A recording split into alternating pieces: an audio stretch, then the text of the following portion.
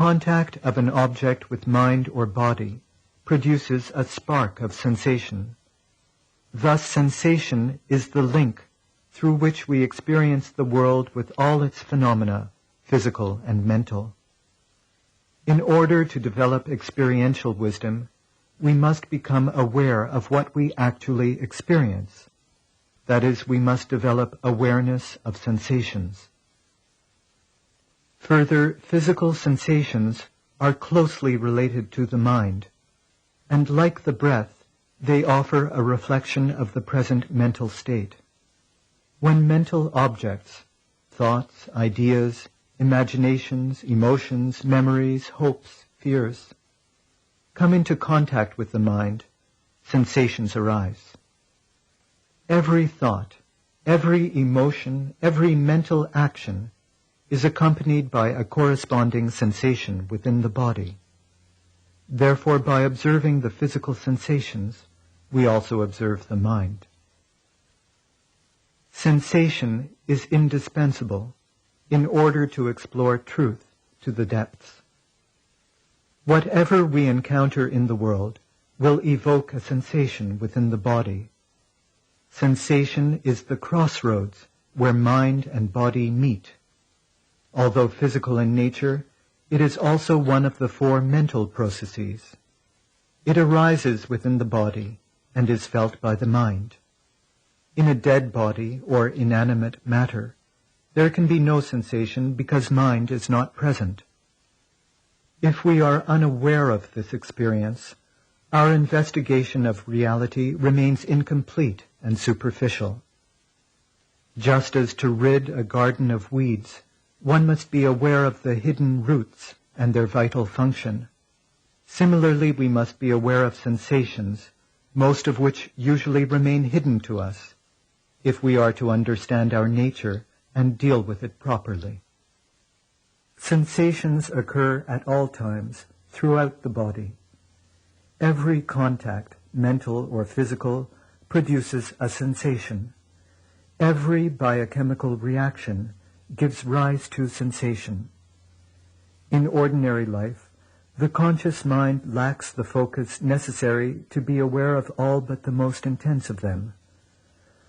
But once we have sharpened the mind by the practice of anapanasati, and thus developed the faculty of awareness, we become capable of experiencing consciously the reality of every sensation within. In the practice of awareness of respiration, the effort is to observe natural breathing without controlling or regulating it. Similarly, in the practice of vipassana bhavana, we simply observe bodily sensations. We move attention systematically throughout the physical structure, from head to feet and feet to head, from one extremity to the other.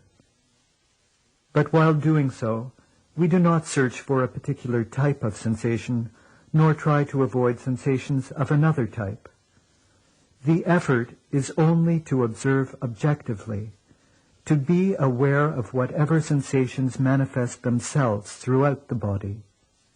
They may be of any type: heat, cold, heaviness, lightness, itching, throbbing, contraction, expansion, pressure, pain, tingling, pulsation, vibration, or anything else.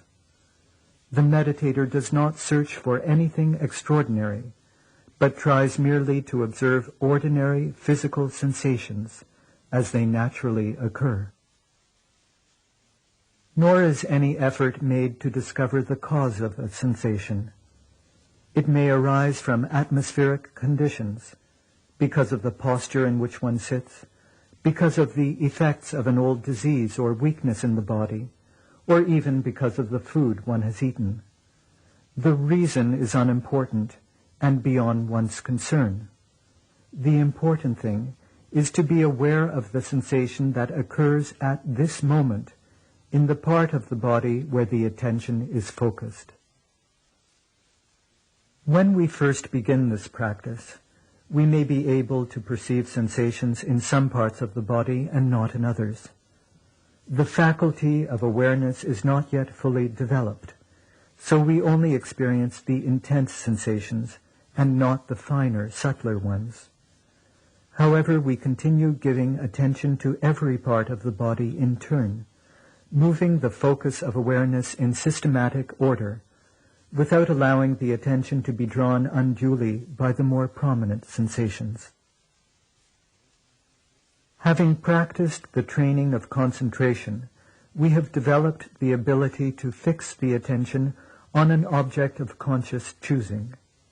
Now we use this ability to move awareness to every part of the body in an orderly progression, neither jumping past a part where sensation is unclear to another part where it is prominent, nor lingering over some sensations, nor trying to avoid others. In this way, we gradually reach the point where we can experience sensations in every part of the body. When one begins the practice of awareness of respiration, the breathing often will be rather heavy and irregular. Then it gradually calms and becomes progressively lighter, finer, subtler. Similarly, when beginning the practice of vipassana bhavana, one often experiences gross, intense, unpleasant sensations that seem to last for a long time. At the same time, strong emotions or long-forgotten thoughts and memories may arise, bringing with them mental or physical discomfort, even pain.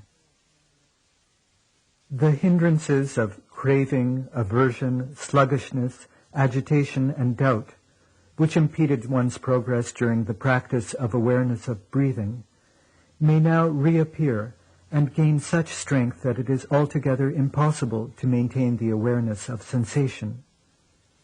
Faced with this situation, one has no alternative but to revert to the practice of awareness of respiration in order once again to calm and sharpen the mind. Patiently, without any feeling of defeat, as meditators, we work to re-establish concentration, understanding that all these difficulties are actually the results of our initial success. Some deeply buried conditioning has been stirred up and has started to appear at the conscious level. Gradually, with sustained effort but without any tension, the mind regains tranquility and one-pointedness. The strong thoughts or emotions pass away, and one can return to the awareness of sensations. And with repeated, continuous practice, the intense sensations tend to dissolve into more uniform, subtler ones, and finally into mere vibrations, arising and falling with great rapidity. But whether the sensations are pleasant or unpleasant, intense or subtle, uniform or varied, is irrelevant in meditation. The task is simply to observe objectively. Whatever the discomforts of the unpleasant sensations, whatever the attractions of the pleasant ones, we do not stop our work, do not allow ourselves to become distracted or caught up in any sensation. Our job is merely to observe ourselves with the same detachment as a scientist observing in a laboratory. As we persevere in meditation, we soon realize one basic fact. Our sensations are constantly changing. Every moment, in every part of the body, a sensation arises, and every sensation is an indication of a change. Every moment changes occur in every part of the body, electromagnetic and biochemical reactions. Every moment, even more rapidly, the mental processes change and are manifested in physical changes. This is the reality of mind and matter. It is changing and impermanent, anicca. Every moment, the subatomic particles of which the body is composed arise and pass away. Every moment, the mental functions appear and disappear, one after another. Everything inside oneself, physical and mental, just as in the world outside, is changing every moment. Previously, we may have known that this was true, We may have understood it intellectually. Now, however, by the practice of vipassana bhavana, we experience the reality of impermanence directly, within the framework of the body. The direct experience of the transitory sensations proves to us our ephemeral nature. Every particle of the body, every process of the mind,